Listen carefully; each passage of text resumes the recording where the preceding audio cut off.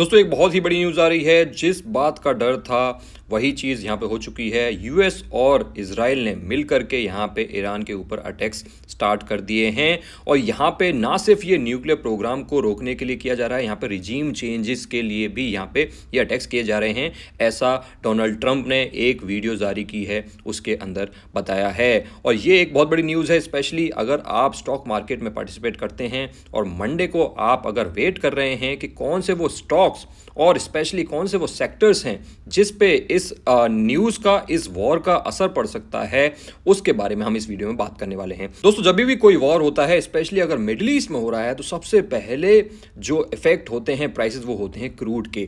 और क्रूड की वजह से बहुत सारे सेक्टर्स पे असर पड़ता है। क्रूड की वजह से लॉजिस्टिक्स सेक्टर पे भी असर पड़ता है, क्योंकि बहुत सारे लॉजिस्टिक्स की जो सप्लाई चेन है वो बंद हो जाती हैं।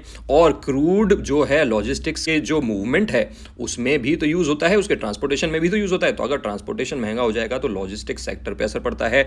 ऑयल मार्केटिंग कंपनीज पे असर पड़ता है, क्योंकि अगर क्रूड महंगा हो जाएगा तो ऑयल मार्केटिंग कंपनीज पे भी उसका असर पड़ेगा। उसके अलावा एविएशन सेक्टर, एविएशन का जो मेजर खर्चा होता है वो होता है फ्यूल का खर्चा, और अगर फ्यूल महंगा हो जाएगा तो एविएशन सेक्टर को असर पड़ेगा।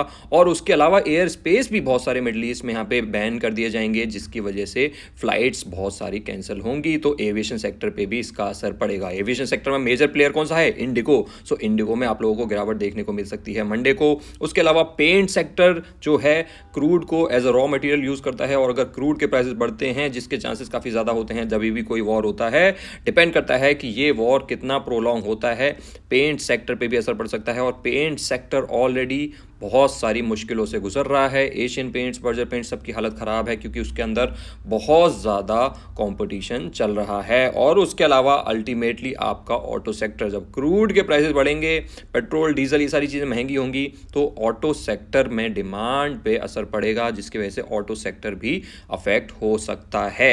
अब इसका जो डायरेक्ट इम्पैक्ट है वो दोस्तों ऑटो सेक्टर तक उतना नहीं जाता है जितना जाता है एविएशन के ऊपर और ऑयल मार्केटिंग कंपनीज के ऊपर और लॉजिस्टिक्स की कंपनीज के ऊपर। तो ये कंपनीज हैं जहां पे आप लोगों को गिरावट देखने को मिल सकती है। अगर हम बात करें कि इस चीज का फायदा किस कंपनीज को देखने को मिल सकता है, या फिर फायदा ना कहें तो कौन सी कंपनीज हैं जो थोड़ा सा स्ट्रेंथ दिखा सकती हैं, कौन से सेक्टर्स हैं वो जो स्ट्रेंथ दिखा सकते हैं, वो हैं दोस्तों एफएमसीजी सेक्टर।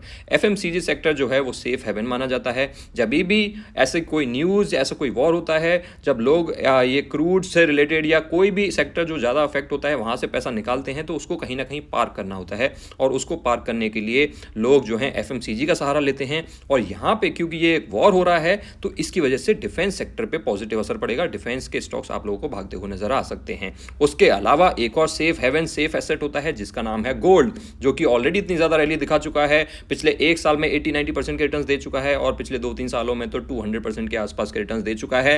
लेकिन यहाँ पे क्योंकि लगातार रोज कोई ना कोई वॉर होता रहता है, तो यहाँ पे सेफ एसेट मानते हुए गोल्ड में फिर से एक रैली आ सकती है। गोल्ड भी आप लोगों को तेज नजर आ सकता है मंडे को। लेकिन अगर हम ओवरऑल बात करें कि ये तो सेक्टर स्पेसिफिक बात हो गई, ओवरऑल मार्केट्स पे क्या असर पड़ सकता है दोस्तों, तो ओवरऑल मार्केट्स पे जैसा कि मैंने आप लोगों को पिछले लाइव स्ट्रीमिंग्स में और 1-2 हफ्ते पहले ही आप लोगों को बता दिया था कि ऐसे इवेंट होने के चांसेस भी बहुत कम हैं, और अगर ऐसा इवेंट होता भी है तो उसके बाद भी सिर्फ एक शॉर्ट टर्म रिएक्शन देखने को मिल सकता है, क्योंकि मिडिल ईस्ट के अंदर ऐसे अटैक्स होना, ऐसे वॉर्स होना बहुत ही आम बात अब हो चुकी है। उसके बाद तो बस ये बात रह जाती है कि ये जो वॉर है ये कितने दिनों तक चलेगा, यहाँ पे नेगोशिएशन टेबल पे कितने दिनों में बैठा जाएगा।